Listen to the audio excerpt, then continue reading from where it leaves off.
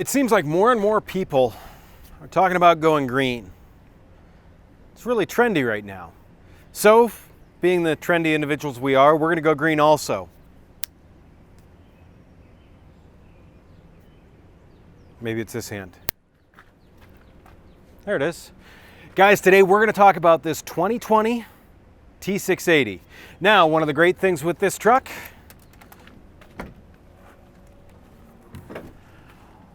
under the hood, we've got 510 horsepower of MX13. That's going to be our focus today. So, let's get to it.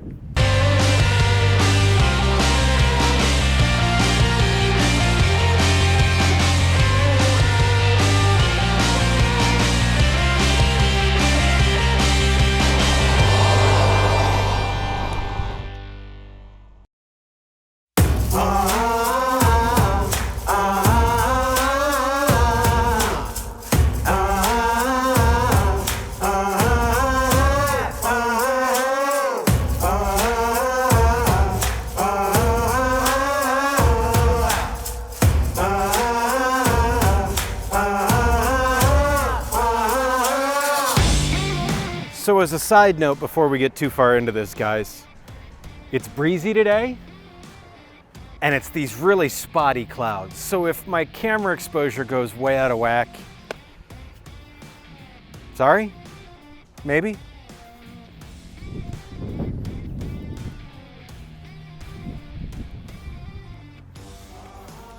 So guys, thanks for coming along for the ride again today. I'm actually excited about this truck. I know I'm excited about all the trucks, but when you look at what I've got to work with here, I think you can understand why. So first off, just to give you a little bit of an idea of what's going on here, we're gonna go over the truck, then I'll come back to the engine and transmission setup and we'll talk about that overall. So with this truck, let's start at the front. And once again, at the very front up there, we've got the collision mitigation system. This is a feature that once you get used to it, it is a great tool for the driver to use. Now, once again, I said once you get used to it. This is kind of like what I alluded to in talking about the Ultra Shift transmission in terms of it takes a little bit of an adaptation on the driver. Good drivers adapt though, right? So, underneath the front end, 13.2 Meritor axle, 3.5-inch drop, lowered 1 inch, 13.2 springs with shocks on them. Up front, we've got Bridgestone rubber, 22.5.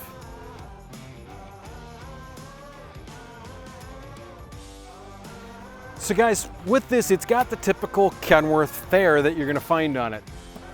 The cowl-mounted mirrors that I've done chin-ups from. We've got the rain guards here. Got the nice chrome strip here, accenting the air intakes. Sharp looking, functional too. So some of the other additions into that sharpness and functionality are the full fairings here. And everyone thinks with full fairings, you're going for the fuel mileage. But that's only part of the story with this. This truck does have the Advantage package, so we've got the extra air dams up front. We've got this air dam down here, which helps keep more air out from underneath the truck. And as you see, it's flexible. So if you run over a curb or something of that nature, you're not going to damage it right off. Also on this, there's a guard in here. This helps keep air from going in underneath the cab. Now there's a few reasons that we want to do that. A, is it's going to keep things sleek and it's going to keep less turbulent air. But B, less turbulent air under around the cab and sleeper means you've got a quieter ride. All the way at the back, we've got the cab extenders with the rubber guards here. On these fairings, what Kenworth does is there's actually a kick out to this. It helps bring air out past the tires, so that way you're not worried about the air rolling over the tires the way it does in some other applications. Just another great way to smoothly cut through that air. So what is this fairing pushing the air around? Well, as you can see back here, we've got our Bridgestone, once again 22.5-inch rubber.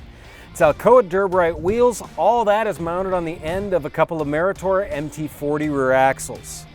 Each one of those contains 279 rear end gears. Once again, that's a great match for this MX13 engine and the Paccar transmission. Holding everything up in the air, we've got the AG400L air suspension in the back of this. Once again, that is a great over-the-road suspension. Ton of versatility with it. Nice smooth ride. So guys, the back of the truck is one spot where I think a lot of people forget to look. And this truck is actually really spec'd well to make your job easier. We've got jumper terminals here. This truck's batteries died. It's easy to hook up there. More importantly, and more likely, is that the reefer batteries are dead. Once again, it's right here where you can hook them in. This truck doesn't use a pogo stick, uses the slide with the spring. Over there, we've got 120 gallons of fuel. Right behind me, we've got another 120 gallons of fuel. We've also got two of these really bright LED work lights that make backing up to a trailer at night and hooking up just a ton easier. On top of that, full deck plate because you never know when you're gonna need access up here, right? So guys, once again, one of my favorite parts of the truck, the inside. And why do I love the inside of the truck so much? Because it's gotta be nice, because this is where you spend all your time, right?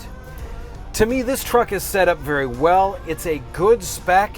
It's nothing over the top. Once again, this is that truck that is set up to go out and help make you money.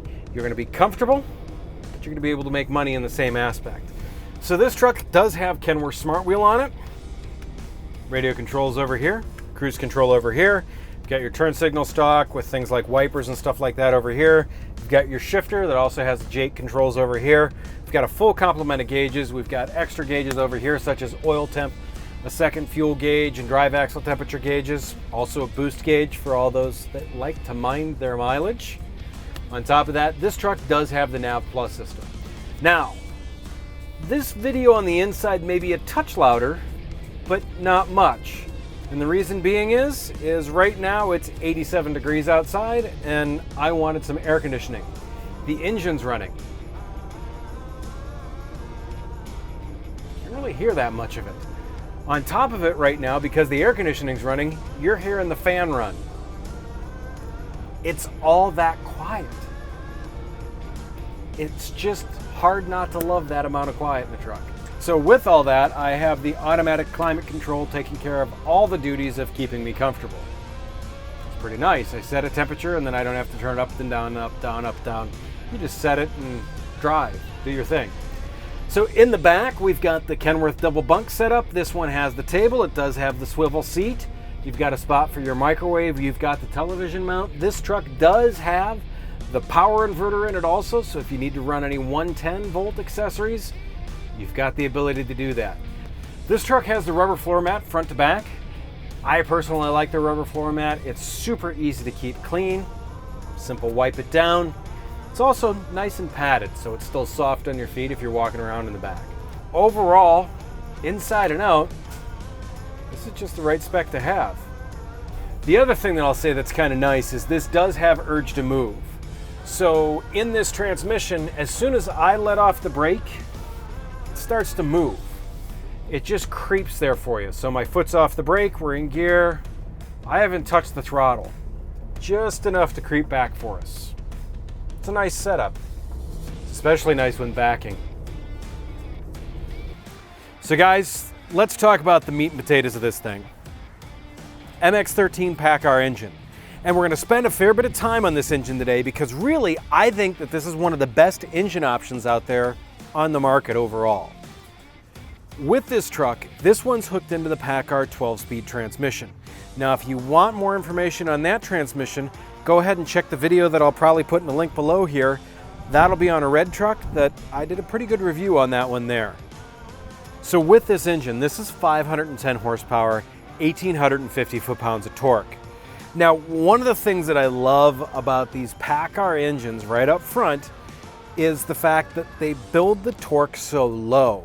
In fact, if you go with the 455 horsepower version of this engine, you've got the full 1,650 foot-pounds of torque at 900 RPM.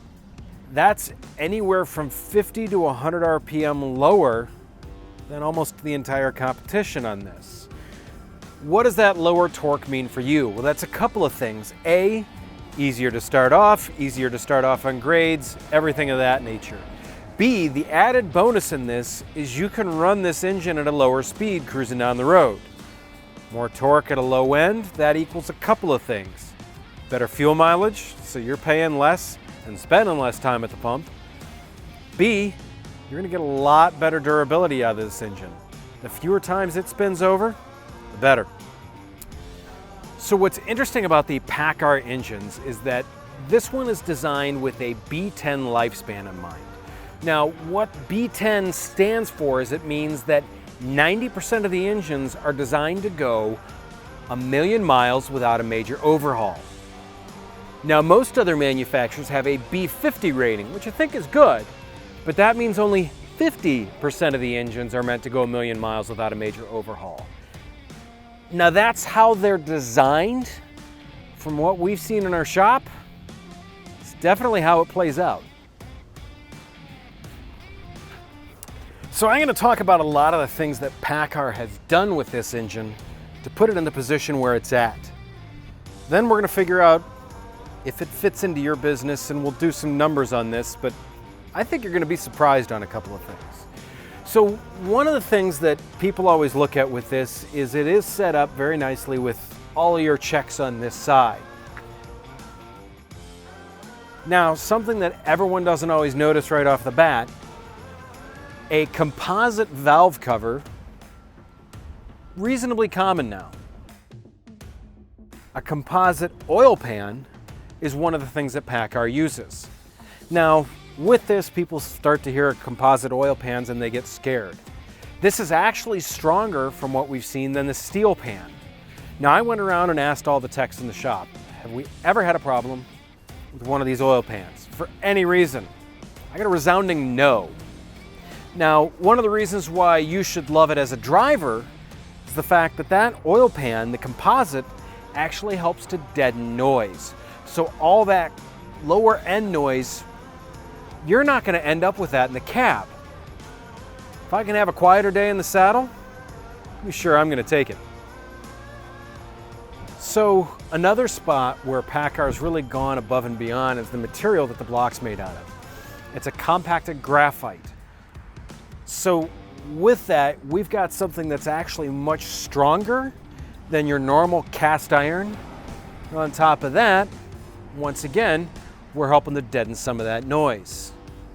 As an added bonus, once again, it ends up being a little bit lighter than most of the other engines out there. One of the things that Paccar has done over the years is they've taken these evolutionary steps. A lot of engine manufacturers wait to make these big leaps, and sometimes they aren't even that big of a leap, but they wait for opportunities to do that. Paccar makes these changes every so often just to make sure you're getting the best product for your money. And one of those things is they actually moved the EGR valve up here. That helps to keep it away from the heat of the turbo. Once again, we're looking at reliability, we're looking at time out on the road instead of in the shop. Something else that Paccar's done to increase reliability is they went with a back pressure valve on the turbo. Once again, much simpler, much easier, much more time out on the road. So something else that's unique on this is it has a variable vane oil pump and a 2-speed water pump. Now, the variable vane oil pump is to make sure that you've got 40 PSI. Hot, cold, high RPM, low RPM, it's always going to have 40 PSI of oil pressure. So the variable vane oil pump, what that does is that only pumps the oil that you need. In a normal oil pump, what so many of them do is they don't pump quite enough at idle, and they pump a huge amount at higher RPMs. The way they regulate that oil then is with a pressure release spring. Well, with this, there's no point in having to move oil that you're just going to dump right back into the pan before it runs through the engine. So this oil pump is going to help with your efficiency. Same thing with the water pump. Why pump more water than we need to? Let's just pump the right amount. And this 2-speed water pump is going to keep you away from the fuel pumps. Okay, guys. You guys know that typically I try and have things memorized for this, but this one I need my notes on, so bear with me. This is going to talk about line haul applications. This seems to fit the bill here.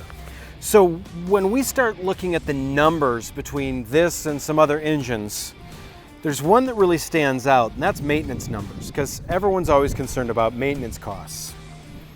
Fuel filter, 75,000 miles. Oil and filter, 75,000 miles. What about when you switch over to other engines? Most of them, you've got 60,000 mile intervals on that. Being able to go that extra 15,000 miles, you add that up over a few changes, that makes a heck of a difference. So the other thing that I talked about too was the weight savings that we get from the composite rocker cover and the composite oil pan. There's also the weight savings from the way the block's set up. There's also the weight savings from just the fact that it's a slightly smaller and more compact engine. We've got just as much power as our competition. We're also 350 pounds lighter. Depending on which engine you're looking at, we're also $3,500 or so less expensive. Can you see why I really like this option? I do. Besides the fact that it's got this great Spectra Master Green paint on it, I really do like this truck. The engine, the transmission, the interior, it's just a great combination. To me, if you're going over the road, this is the truck to be in for sure. So I mentioned numbers that we're going to talk about with this truck. I mean, I already told you it's 510 horsepower, 1,850 foot-pounds of torque. I told you it's 350 pounds lighter than most of the competition. I told you the maintenance costs are lower. This engine's also less expensive than a lot of the competition. So some people still aren't sold on that idea. So guys, there's two companies out there that have run the numbers on these. And they've run more than just the numbers on upfront costs. They look at the whole thing. These two companies are famous for taking efficiency down to the very last penny. They are also competitors with each other. One of them owns a big brown truck that probably shows up in your driveway once in a while, and the competitor to that drives a white truck. If you look under the hood of most of the trucks that they have going over the road, I think you know which engine you're going to find now, don't you? That, to me, is a huge statement. In fact, that's a customer testimonial without ever saying a word. It's pretty strong. So with all this, let me know what you think of the Paccar MX engines. Do you have one? Do you run one? Good, bad? Let's talk about those, because I found that typically if someone has a bad experience, it was something isolated. With these comments, I've got to say thank you to each and every one of you that has put one in there. I've asked for the comments, you guys have delivered. And we've actually started some really good conversations on this stuff. Thank you guys for doing that. If you think this earns it, whether it's me, the truck, or just the video itself, give us the thumbs up if you would.